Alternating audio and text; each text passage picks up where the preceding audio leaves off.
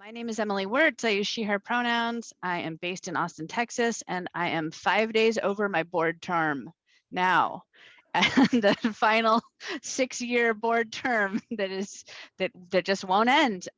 So I'm happy to be here with you. I'm happy that we were able to find some days and times where we could all meet that weren't frozen solid. So very excited to be here with you and hopefully see a lot of familiar faces the next few Fridays in March.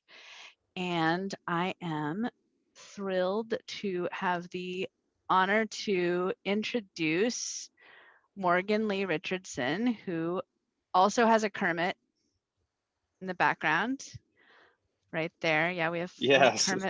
fellow Kermit fans, and Morgan Lee Richardson is a globally recognized artist, wildlife conservationist, and immersive experience designer. And you might be enjoying the immersive experience that Morgan has created in his own habitat right there, right now, and we'll get to hang out virtually in that space for the next hour or so.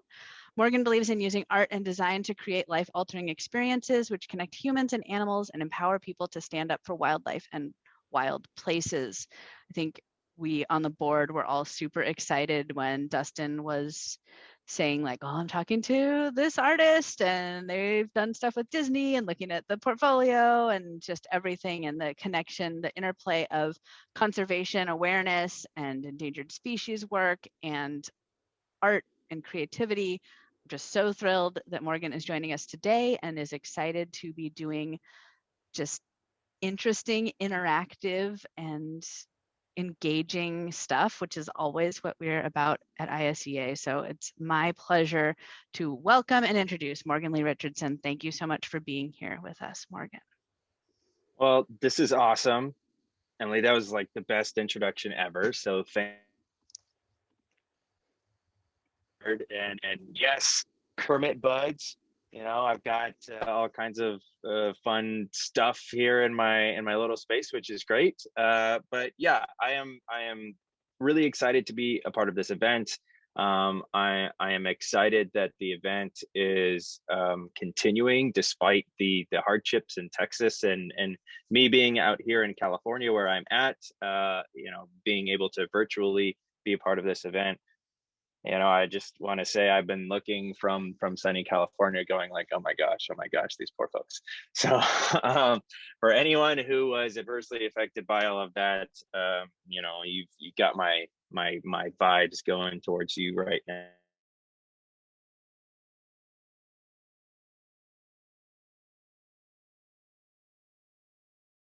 Now my most positive vibes. Introduction about myself. So, you know, what I'm going to do here is I'm going to share my screen, and we're going to talk a little bit about the art of conservation. So I hope everyone can see that. Can everyone see that, or should I switch the little guys so that you see Looks good. The right one? Okay. Now it's a white screen, but I think we'll get the slide up. There was a slide a minute ago. That says presenter notes, slide 1. So there we go. Perfect. Art of conservation. Got it. Got it. I've got 3 monitors, so sometimes it's a bit tricky.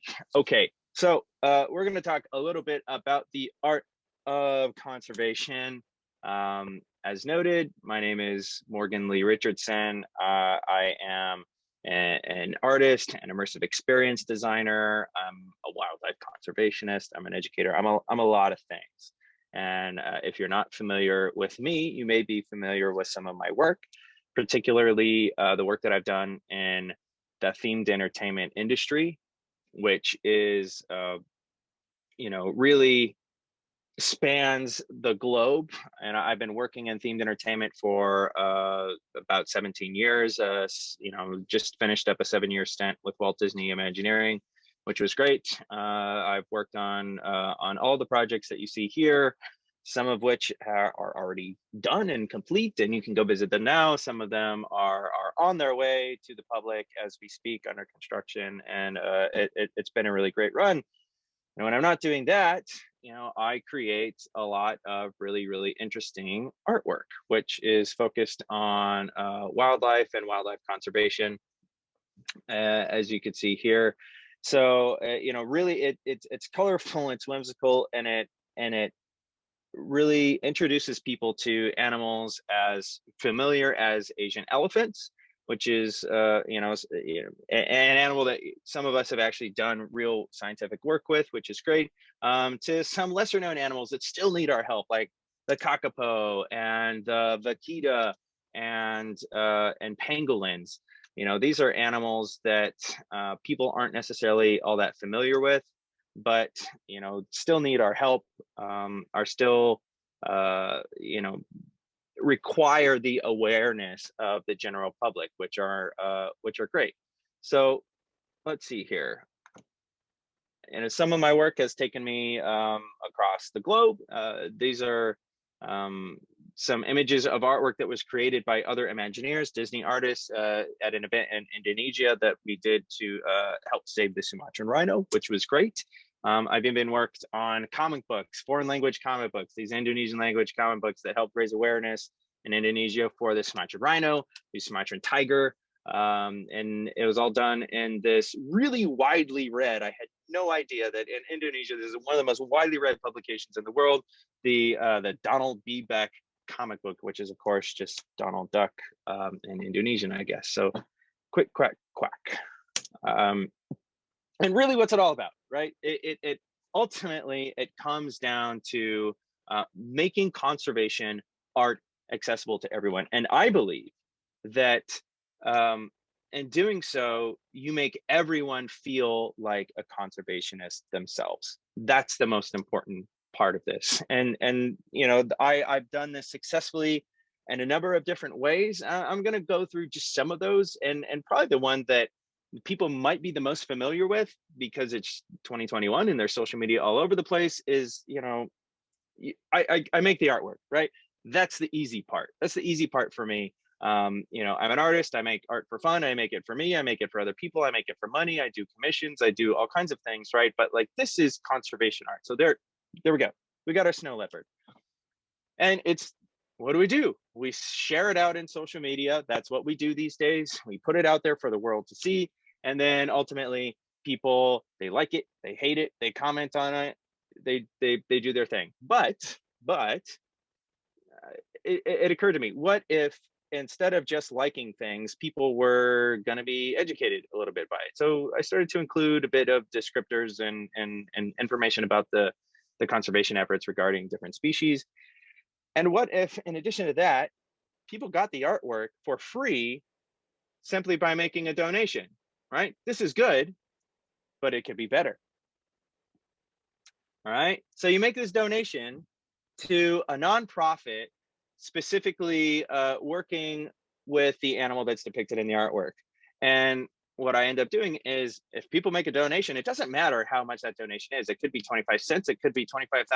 It doesn't matter. They're going to get the artwork for free. So I supply them with the full resolution digital artwork. I just send the file out to them. Show me your screenshot of donation. I'm going to give you this artwork for free. They can do whatever they want. They can make it their iPhone background. They can print it out. They can put it on a t-shirt, whatever. As long as it's for personal use, that's fine. And so essentially what that ends up doing is you raise funds for these nonprofits, which they can use to do amazing things and fun scientific work out in the field. And you raise awareness, right? You raise the profile of these animals in the public's eye and build empathy for those species, which is really, really great. That's what we want. That's what motivates people to do great stuff. And so in doing that, we make the world a better place for all the animals. It's fantastic. And then you start the process all over again with another piece of artwork. And that's been a fairly successful process. I've been doing it for years. It works well. It's nice. But really, it's all about getting the artwork in the hands of the people. And so, for example, a series of pieces that I've done with the Disney Conservation Fund. I'm sure many of you are familiar with the work that they do. They fund projects all over the world.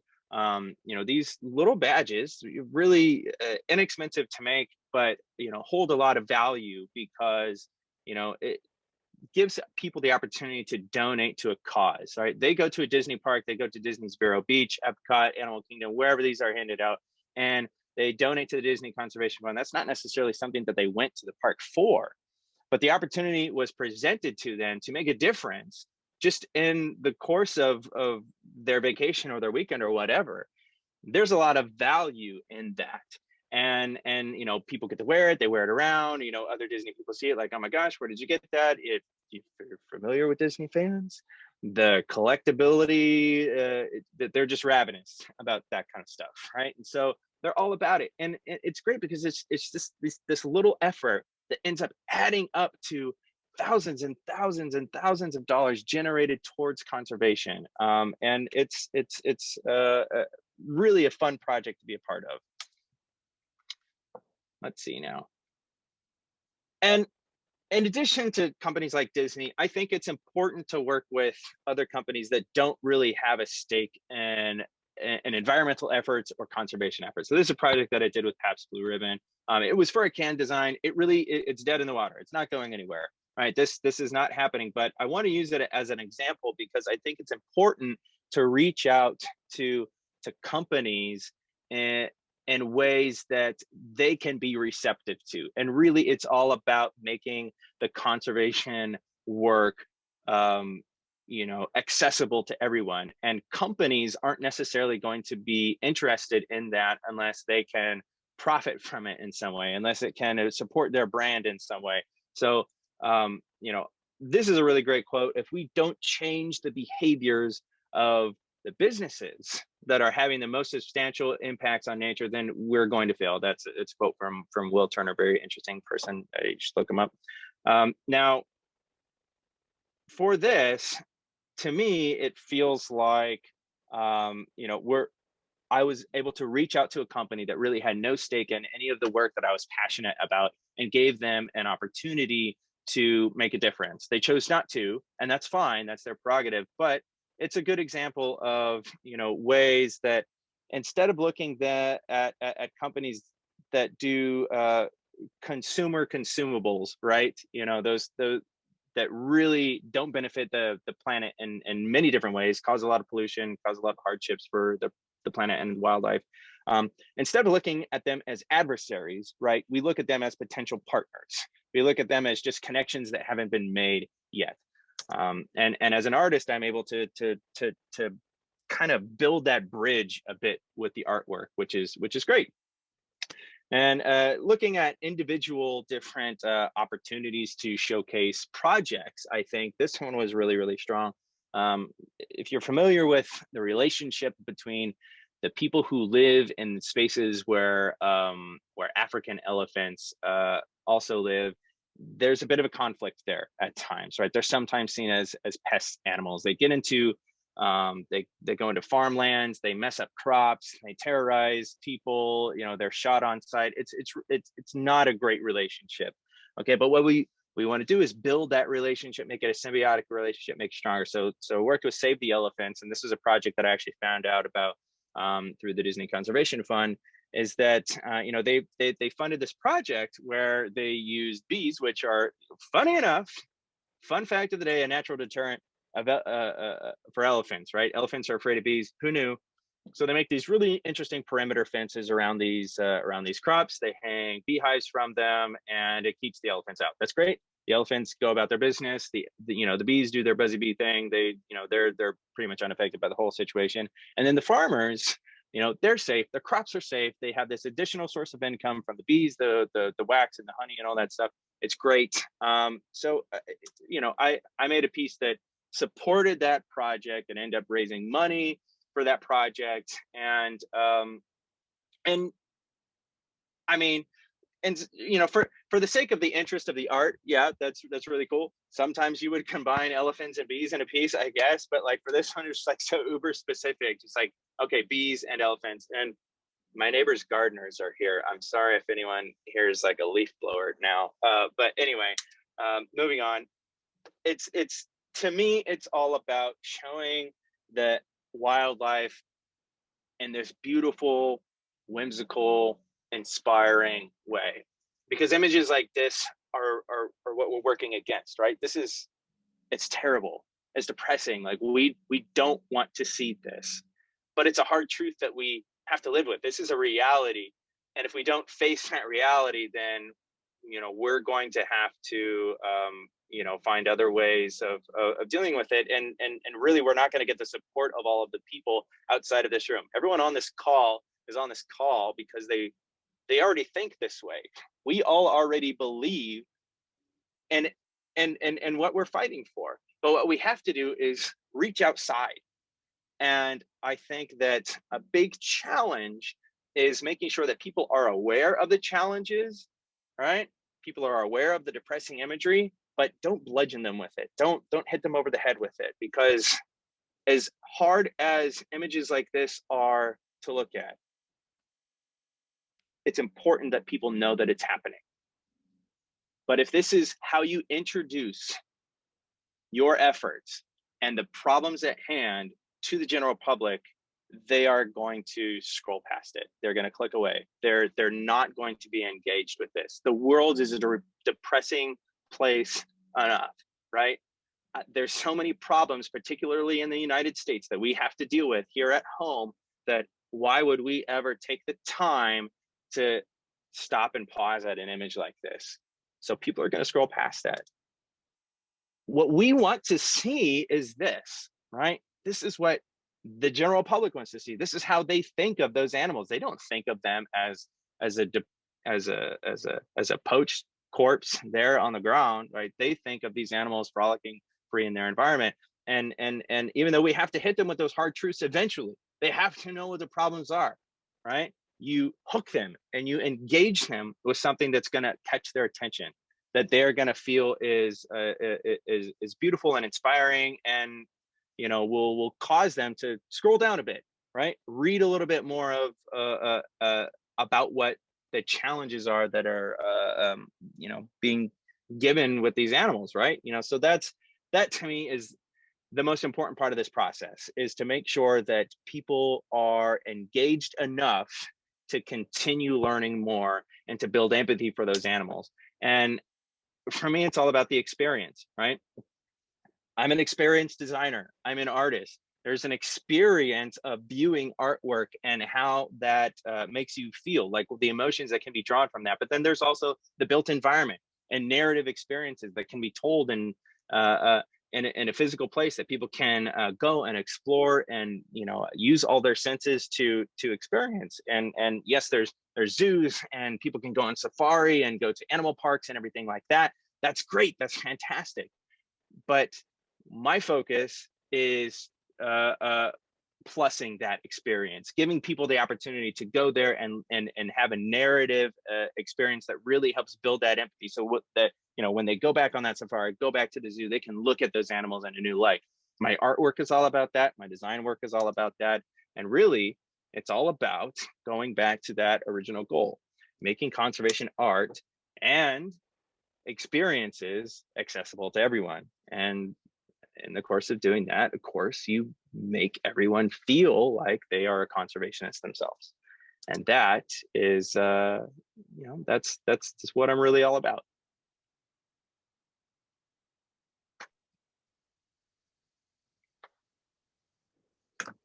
Awesome. So, that's a bit about me. That's a bit about the conservation work that I do. I think I'm going to toss it back to Emily, because I've got a treat for you. So I'm going to create some artwork while we're hearing, and we're going to have a bit of a conversation. We're going to have a bit of a back and forth, and hopefully I can focus enough on the questions while making artwork at the same time that we can kind of do this and show you a bit of the process of how I create these things. Yeah, totally. Yeah, well, let's do a little resetting. Morgan's gonna share some in-progress art. Dustin's collected a bunch of the questions that we had in chat. Thank you for doing that. And Morgan's gonna get started here while we distract you while you're trying to do your creative process. So yeah, definitely. If folks have ongoing questions, go ahead and type them in chat, and we'll also, have opportunities. You can also come off mute. We do have a list of questions so far, but Josh asks probably a good question to kick this off with. What media do you use to create? Sure. So, I mean, I'm I'm a traditional artist as well. I mean, most of my work is done digitally now, because being able to offer people that immediate result, that digital file that they can then use in a variety of different ways is very, very useful for the conservation art. Plus, it's quick. I use less physical products, which is great. It creates less waste. But ultimately, I do sculpture work. I do, I paint in a variety of different paint mediums. I do digital work. I do just, your average sketching and things like that. I do big murals, all kinds of things. I do installation artwork, which is fun. Yeah, I mean, really, I just kind of do it all. But, for the past few years, digital has been my primary, I'd say. Kristen wants to know, what is it like to transfer or evolve your practice from pen and paper to digital? And do you still find yourself starting on paper? I do definitely still start on paper a lot, like a lot. Sometimes things start off as just like a little pencil sketch, and then I'll scan it into the computer. I'll just take a picture on my phone, and that'll end up being the thing that I put out into the computer and just start sketching over. This penguin piece, for example, I just did like this little doodle on my phone, and then on a piece of scratch paper, and then I took a picture with my phone. I fed it in the computer, and then this is what you have. Normally, if I'm sketching live, I'd start off by just doing the whole thing, but since this is a pangolin, I figured you guys wouldn't want to watch me draw just like a million scales the entire time here. And that part like takes a really long time with these guys. So I'm just gonna go ahead and start off with color work. I hope nobody minds. Love it. Juliet, who is on this call and is a fellow artist and a very talented artist who's doing Threatened Species of Texas art series herself, has a question about what kind of installations have you done? Right. So being in the themed entertainment world, that means that everything that I do is an installation. In themed entertainment, it's all in the built environment. It's all location based. And so, I mean, I've designed whole theme park lands and things like that. So if you're talking about specific to wildlife conservation, I've worked with some other artists that, we've done, let's see, like butterfly topiaries that were covered with flowers that endemic butterfly species were really, really interested in, which was so great. And that was out in Florida. I mean, I've done mural work and full scale rock work carving and sculptural work like that. I've done media installations, which have been cool. Those are temporary, sort of being projected onto other surfaces and augmenting what that surface is. Yeah, all kinds of stuff. Awesome. Thank you. My sassy question was, what's your favorite Disneyland attraction and why is it the Tiki Room? But in all seriousness, what is your favorite Disneyland attraction? Sure. I mean, I love the Enchanted Tiki Room. So I mean, I got to just get that out there. The Enchanted Tiki Room is super totally the best. I love to, grab my Dole Whip and sit in there and just like chill out. I've also done work specifically on that attraction and actually created merchandise for that attraction, which has been a real pleasure because it's one of my favorites. However, I do have to say that It's a Small World is probably going to end up being my favorite Disney attraction, just because I love how colorful it is. I love the primary artists who developed it, which were Rolly Crump, Mary Blair, Mark Davis, and Alice Davis, his wife. All designers who professionally I respect very much. Yeah. Nice. Thank you so much. Yeah. There's a lot of good questions coming in. Leah's question right here, I'm just going to grab it out so I don't even have to copy and paste it. But if you had pursued a different path, what do you think you would have done in terms of career? It's very hard for me to think of being anything other than just purely a creative. I I probably would have done other creative work like writing, which I mean, I still do. I've done, screenplays, and I write a lot for our attractions, which is always a lot of fun. I think maybe I would have been more of a writer. I would have probably continued to do education work, and I maybe would have become a field conservationist, been out in the field doing boots on the ground conservation work, which would have been, I'd still like to do that someday, actually. I'm not a trained scientist by any means, but I certainly am hardworking. I have the passion, and I would like to go out there and just do all the fun stuff. Yeah. Nice.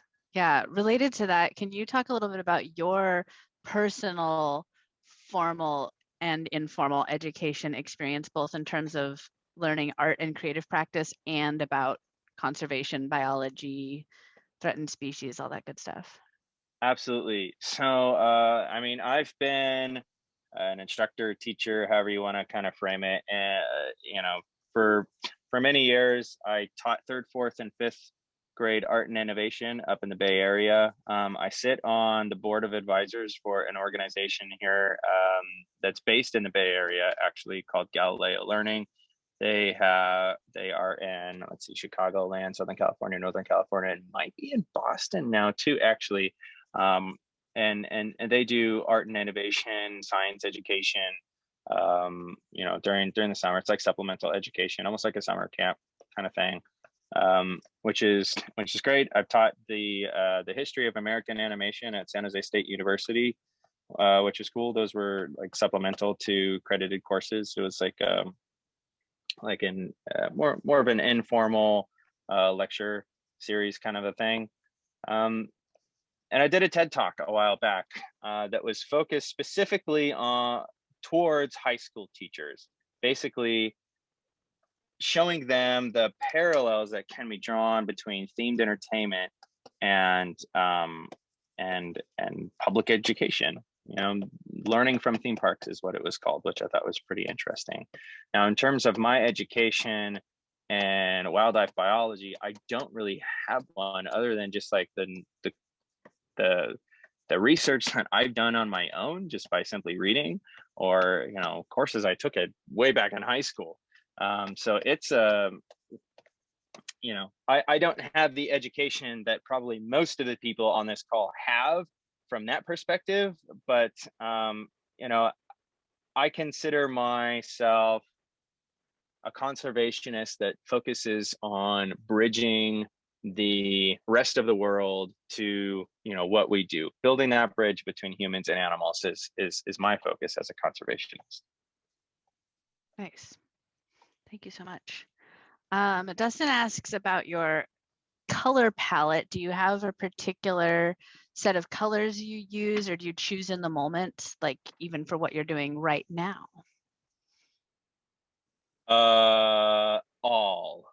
All the colors. I use all the colors. I mean, I'm really not color prejudiced at all. I mean, I've got my computer's really slow. Like, you can see like how sluggish my brush is right now. I am partial to using as much as I possibly can. I've been described as a colorist more than an artist, actually, just because my artwork is so colorful and I know how to use color really, really well. I'd say it is my specialty when it comes to actual the actual creative process of doing the artwork.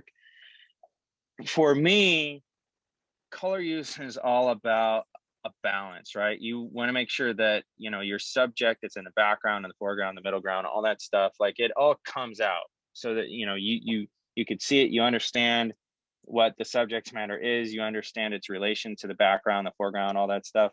But it's I also want to try to make things as colorful as possible. And if you look here, it's not anywhere close to a precise process. I mean, I use a variety of different brushes. Sometimes I like it, sometimes I don't. And it's never clean. It's always messy. My work, for the most part, I hate it all the way up until like a certain point, and then I'm like, oh no, it's starting to work. But I'll scream at the screen or the canvas or whatever. It's like, this sucks. Why do you suck so much? And then all of a sudden it's like, oh wait, no, never mind. It's working out. Yeah, for sure. I think related to that, there's a question in the chat here about, do you have particular strategies that you use to engage people of all ages who believe they aren't capable of making art? Oh yeah, absolutely. I think number one, first and foremost, is to just smash that fear of failure that kids have once they turn about 10, 9, 10. That, is such a peer pressure thing that could be the result of teachers or parents and other kids, siblings, something like that. Just at some point, telling these kids that they're not good at something or that they're not creative. And my whole thing is that creativity is not a one-way street. Creativity doesn't mean that you are artistic. Okay, you can be very creative without having an artistic bone in your body. There's creative thinkers all over the world who do just absolutely incredible stuff. It's not artistic. And so, no big deal. Uh that's what I try to tell kids, from the get-go. It's like, okay, you don't have to know how to draw. You don't have to know how to paint or anything like that in order to do creative work. It's all about using your imagination to imagine something that doesn't yet exist and pushing them towards that solution, letting them know that it's okay to fail, right? Because if you fail, you fail, you fail, you fail, like you've learned four different things, in the process of failing four different times, and then hopefully that will lead you towards success later. And just always wear your weird on the outside, whatever that weird thing is about you that makes you unique and special. That's what you need to show the world. That's the thing that you just like have to really put out there. And some people aren't going to like that. You just have to realize, like, okay, well, that person didn't quite like that. Maybe they're not the kind of person to my work or my skills or whatever are built for. That's not my audience.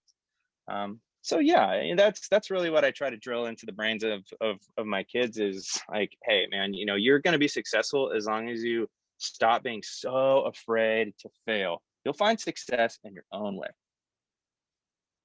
Absolutely.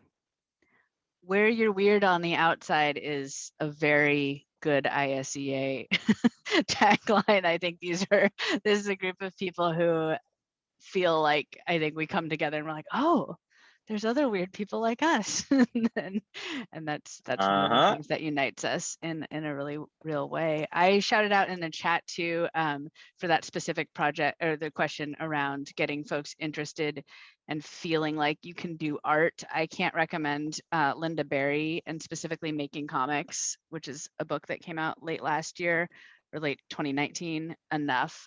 She has a quote really early on that's, how old do you have to be to make a bad drawing? And talks a lot about the idea that kids don't think they're good or bad artists. They're just like, I'm just making art. And it's very empowering and Yep. very cool to get back to that place. So highly Yeah, recommend. absolutely. It's not until a later age that kids start to think that they're bad at things, and you got to catch them early on. And about the time where they're in like that third, fourth, fifth grade area that I was working in, some of them start to develop that that sense in the back of their head that, like, man, I might be bad at this, I better not even try. And what you got to do is you just got to catch that as soon as you can and squash it. Squash that entirely. Yep.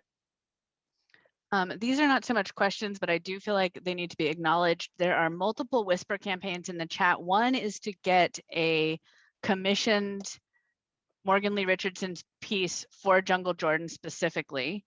And the other is generally the desire for our mascot for Informal Science Education Association is a taxidermied armadillo, and that there could be a collaboration or a portrait session maybe with Rigger the taxidermy armadillo. So you don't have to answer or agree to any of these things now, but there is a lot of that chatter in the chat. No, I'll toss. I'm sure that commission for Jungle Jordan, that rumor was started by Jungle Jordan. I'm It sure. absolutely Yeah. was. Yes. Yeah. Yeah. Uh, and I can toss a question you can actually probably answer. What do you think is the most difficult animal to illustrate that you've attempted to illustrate? Oh my gosh. Probably very streamlined things that don't have care that you can't caricature very easily, like whales, right? Sometimes whales in my illustrative style don't always come out like I want them to. It's like, damn, that's an ugly whale. And it just like doesn't quite work out. Mammals are always gonna probably be easier, I'd say, because they have features that we can recognize. Reptiles and amphibians are always fun. Insects, you can make them look cool, but it's hard to give them a lot of character. Um, things like snails and slugs and stuff like that, you have to anthropomorphize them at times in order for them to be relatable to people. I mean, especially because people dislike bugs so much, which I sort of hate. Insects are really, really cool. So I'm not quite sure if that quite answered the question. For the things that people like us are going to be less inclined to relate to. You just have to do some illustrative tricks in order to make them look interesting. Mm-hmm. Thanks. Going back to kind of career path stuff, one direct question, what recommendations can you make for someone who's interested in finding a position like yours or getting involved with Disney conservation? Sure. So Disney Conservation funds several different nonprofits around the world. And so I think simply by just getting into conservation and going to events like the WCN Expo and ISEA and all these other things like that, you're going to run into people who have a history with Disney, have received funds from Disney, may have some great things to say about them, may have some not great things to say about them. It really is mixed because there's plenty of anti-Disney people out there, and that's fine. They can be that. That's cool, whatever. But for me, in terms of my involvement, it really just came from a cold email that I sent out to some of the folks over at the Disney Conservation Fund and in the Animal Programs Department. And it was like, yo, I'm an Imagineer, but I like this stuff. Can I help? And they're like, oh my God, Imagineer wants to help us. I'm just like, oh my God, conservation people want me to help them. So, everyone's cooler than they think they are. Let's put it that way. Like you, me, everyone's cooler than we think we are. People will, for the most part, be kind of stoked to talk to you. I'm sure everyone on this call is like immensely interesting. Otherwise you wouldn't be on this call. So that doesn't quite answer the question. To be super duper blunt, COVID smashed Disney's business and bottom line. And so there's not a whole lot of opportunity out there at the moment. And really any part of the company, it's not like there's no jobs available, but in terms of being involved with the conservation team, that's already a really small team. I'd say that the I don't know why I'm doing this on that layer. I'd say that the easiest way of getting involved with them is to get involved with the people that they support. And just, over the course of knowing those people, you will learn who the players at Disney are and get to learn from them because they're all super duper nice. Yeah, I think that's great. I think it's a good reminder to I think the just asking or just introducing yourself has worked really well for a lot of us here in a lot of different positions.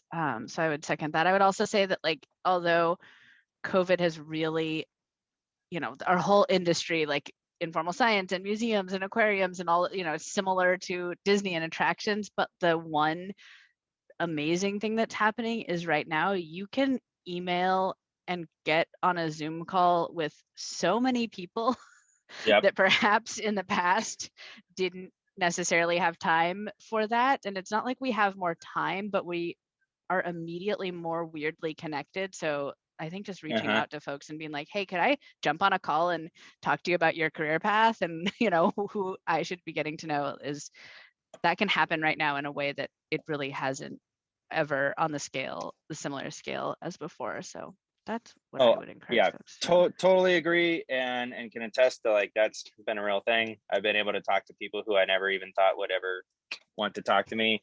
I mean, I would love to go and talk to presidents and CEOs of zoos and stuff like that. And before now, no luck, right? People just, they don't have the time, or they're like, you're not even in my industry. Why do I want to talk to you? Now it's like, okay, easy enough to do, for sure. Yeah, that's great. Related to the career track, someone is stealing one of Ali Ward's Ologies standard questions. What's the best and worst thing about your job? Well, let's see. I'll have to talk about the different components of my job. As an artist, there's few bad things other than the immense crushing pressure to always make something cool, and to always produce, and to not sit around and loaf around the house and stuff like that. I'd say that that's the hardest part about being a creative person for a living, is that sometimes you have to be creative on demand, and that is very hard, right? Because you're not always going to feel inspired, right? That's just how life goes, and that's okay. And then in terms of themed entertainment, I mean, there's a lot of bad things, but they're all outweighed by the good. And I'd say that the thing that I sometimes struggle with the most is the fact that it's a project-based industry. It's not super predictable. And when something like a pandemic comes and hits, it's just going to completely smash everything that you had planned, which is, it's kind of to be expected, if you're used to working on a project by project basis. But at the same time, you've got all these other challenges too. You've got to deal with contractors and GCs and project management. And if you're in a creative position, there's always people trying to smash your dreams with dollar amounts and stuff like that. Sharp pencil people, just like any other job, right? There's similar challenges, but I think that it's all kind of compounded by the fact that you also have to be a creative on demand, which is tough. Totally. Yeah. Do you have any pieces that you are really proud of that you just love that maybe don't get as much love from other folks, maybe underrated favorites? Yeah, man. I mean, there's times where I'll put out a piece and put so much time and effort into it, and it'll be of like some like ridiculously obscure animal. And I'm like, what are you talking? There's only like 3 of these left in the world. And it's like so important that I made this piece, and it's really, really cool, but it's like a bug, and people, they just don't care. And I was like, what? But I'll draw, like, put it up, and I get like 50,000 likes. They're like, you've ever done? I'm like, really? You could go and like take a picture of that actual thing in real life, but I made this really interesting picture of this type of funky insect, and you whatever. So yeah, I mean, there's a bit of that. There's some of that frustration that kind of goes along with being an artist, and unpredictability too. I challenge anyone to say that they can predict what an audience is going to say about their artwork, because the public is fickle. They are fickle, man. Yeah, that sounds like a very familiar charismatic megafauna situation. I think a lot of conservation biologists are always frustrated by too. They're like, okay, I get that these are the cute big animals that you can relate to, but yeah for sure. sure. Yeah, absolutely. It's like, all right, how many times do I have to draw an elephant for you guys? How many commissions am I going to get for an elephant? Well, it's like, okay, wouldn't it be cool? No, hear me out. Fishing cat, very cool animal, right? Don't you want that instead? Like, no, I really just like the elephants. Damn it. Okay. Yeah, freshwater mussels. That's the big one. Where the San Marcos salamander. Yep. Everybody's coming in with their favorite underrated. Yeah. Yeah, nobody ever wants a painting of shellfish. I'll give you that. Dustin's really putting a shout out for the tenrec. Is that how you say it, Dustin? Teneric, cool. Tenrec. Yeah, yeah. Yeah. Cool. Have you been involved in any of animated movie projects? Good question. So the short answer is yes, but it's complicated, right? So I'm going to use that, not that color. I'm going to use both Zootopia and Avatar as examples. Now, I was the lead designer for the area development and the land for the upcoming Zootopia themed land that's going to be built in Shanghai Disneyland. That's really cool, right?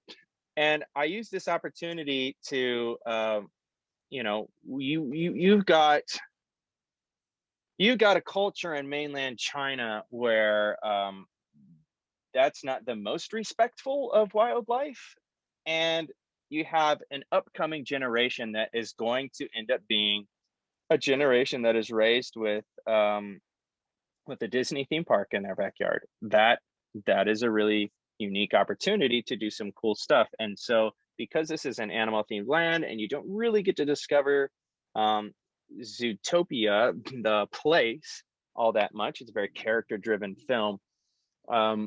You know, we got to develop that land in a way that gave us a lot of creative leeway for, you know, who lives there, what type of animals are represented, as long as they're mammals, because that's the conceit of the film, then we can sort of include them. So animals like pangolin, which are only mentioned briefly once as the name of a hotel or a apartment building in the film, now have a greater presence in the land, or will. And that's great, because in mainland China, we know their relationship with the pangolin is not great. You know, they do not have a good history, but we can catch that younger generation and inspire them through experience and design, right? Art and designed experiences to hopefully have greater empathy for that animal. That's just one example, right? And so when Byron Howard and the production designers for the film, the producers for the film, you know, saw what we were doing for the land, they got really excited about that. So you may or may not see a little bit of a taste of the Zootopia themed land experiences coming to, you know, future Zootopia on-screen experiences. I also would definitely say the same thing for Pandora, where one of my goals in the land was to make the land feel inhabited, and by doing that, we created structures and gate studies for all of these Pandoran creatures, which are shown out in the area development of the land, which is great. And then, you know, when the producers of the film over at Lightstorm saw that, they're like, "What? We didn't even design any of that stuff, because it's all fake on-screen nonsense when they do it, you know. But we have to build things in real life." And they're like, "Oh my gosh, like, can we include this in the next film?" Like, I don't know, can you? Go ahead, you know. So they're really cool, and it's fun because we may be able to see some of our theme park work out in the out on screen. Same thing with Marvel. Some stuff is, you know, made it into, like, Guardians of the Galaxy 2 has some of the things that we've designed for the Marvel themed land in it. Yeah, stuff like that. Nice. So our version in this session, particularly right now, of Zoom bombing is just like Shark fan club. There's like so many people exchanging favorite sharks. So do you have any shark art, or what is your favorite obscure shark? Okay, so I do have a shark piece. It's very small. I did it just for like this little chintzy thing. So I, you know, it doesn't get a lot of love because the file is like a nice print or something like that. Sorry. I like goblin sharks. I think that they're so bizarre and weird, like funky.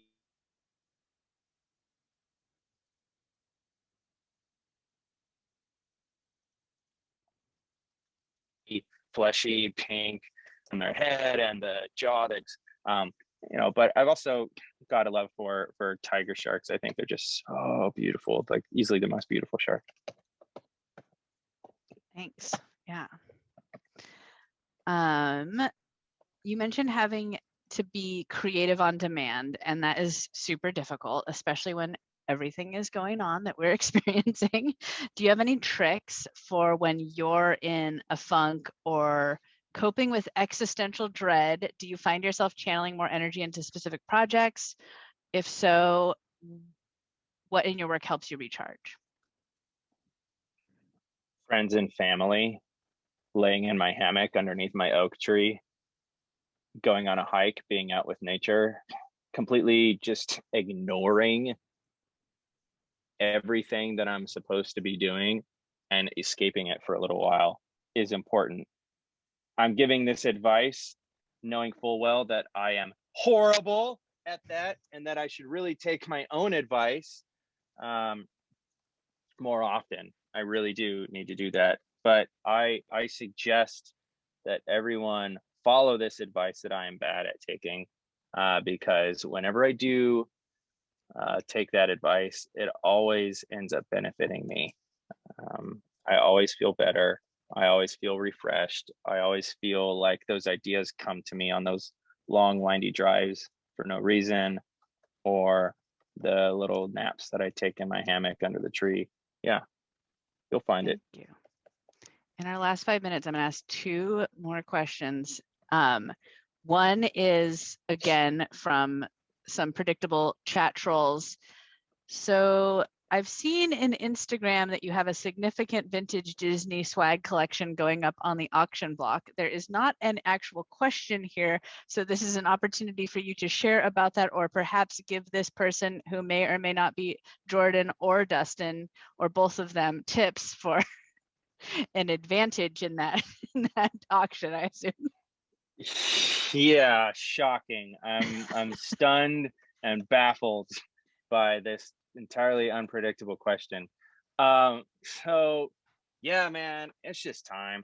It's time to clear out the boxes, clear out the closet a bit, and get rid of some things that I've had for a while, or some things that other people would like me to get rid of for them. And a lot of it is like vintage theme park Disney cartoon stuff. And I'm in the process right now. I'm trying to like catalog all that, label it, measure it, take pictures of everything. It's going to go up on a page that is different than my current Instagram page, but I'll probably share more information about it on my active primary account, which is just my name, Morgan Lee Richardson, and where you will be able to see the final artwork of this pangolin on my Instagram page. That's where I'm going to post it first.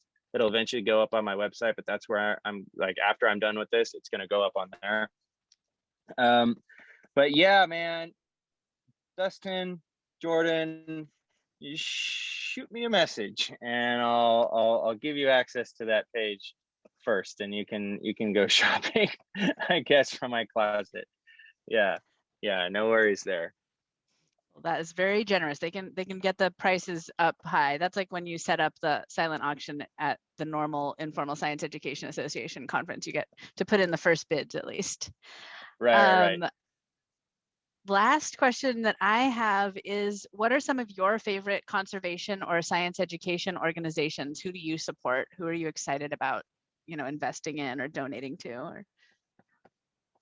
Yeah, so I actually just bought this really neat shirt from the Center for Biological Diversity about the southern border wall, which is such a fun shirt. It's like wildlife against the wall or something like that. I don't know. It's like I didn't even read the whole shirt or like look at the whole design completely. I was just like, that's dope. Bye. And it just showed up the other day, and so I tossed it in the laundry. We'll see what it actually looks like after I put it on. I like the work that they do. I really do. I think that the work that they do domestically is great. That's another thing that, I mean, I know everyone here knows this. Everyone on this call should know this, but the general public thinks that conservation is so out of their reach that you have to be you have to be rich or well educated or a white dude or or a trained scientist or something like that in order to be a conservationist, and you don't, because there's meaningful conservation work to be done in your backyard, with species that are endemic to your state, and you could be very fulfilled as a conservationist doing work like that. You don't have to travel to some tropical foreign location in order to do meaningful conservation work. So I like the work that they do. That being said, I mean, I also really support the International Rhino Foundation, Save Pangolins, which is a beneficiary of the Pangolin Crisis Fund, which is a WCN thing, which is great. They do great work. I go to their event every year. I've been to all their virtual events since the pandemic hit. They're always in San Francisco, which is great. It gives me an excuse to go home and see my family. So yeah, I mean, I support those organizations. There's plenty more out there that are just doing stellar work. I'm dragging on a bit, but the last time I saw Dr. Jane Goodall speak on stage, she talked about, and this is a woman with an incredible global reach, she talked about not being able to save everything. Like, we can't save the world, right? We can save portions of the world as a team. We meaning us as individuals. I can't go and save the world by myself. But you have like-minded people doing very similar things in different regions of the world, then you start to make a very big difference. So there's a lot of small organizations out there that are doing work that is just as meaningful as big players like WWF or International Rhino Foundation or WCN or whomever. It's all helpful. It's all helpful. So I mean, I have a hard time recommending specific individual nonprofits because it's really a personal preference and where you feel like you can make the biggest difference, either as a donor or as somebody who contributes in other ways, like I do with art. Absolutely. Thank you so much. And just as a shout out, because you mentioned Center for Biological Diversity, have you seen the condoms they give out that are very artistically designed? They donated like 200 of them to a conference a few years ago, and they were a big hit. So maybe they need a new artist to design some of their. I have heard about them. I haven't seen them. You have reminded me to go look them up. I need to do that. Maybe I'll get in touch with them and just send out an email and be like, yo, I heard you need new condoms. They need new condom artists. Absolutely. Yeah, I can't wait to add that to my resume. Exactly. It's a perfect pandemic project, I think. Sweet. Thank you so much. Any last words? You want to talk about your pangolin, this beautiful pangolin we've been watching you make? Yeah, I mean, the giant ground pangolin, African species, one of the rarer species. I've never seen one in person. I certainly hope to someday. It's from an angle that I haven't drawn a pangolin at before, which is like very down low, like termite view. Looking at a pangolin as a predator is really fun because people don't quite see that. They're like, it's this meek little creature that curls up in a ball. Like, no, like if you are an ant or a termite, this is your nightmare. So yeah, man. I'm gonna finish it up soon. It's far from being done. I've chatted a little bit too much and drawn a little too little. But yeah, it'll be finished up. And like I said, when it's done, I'll put it up online. You can find it at Morgan Lee Richardson on Instagram, and my website is morganrichardsonart.com, where you can see a bunch of my previous work, including conservation work I've done at Disney, all that kind of stuff. So yeah, I mean that's pretty much all I got. Thank you so much. Thanks for letting us distract you during your process. It was my pleasure.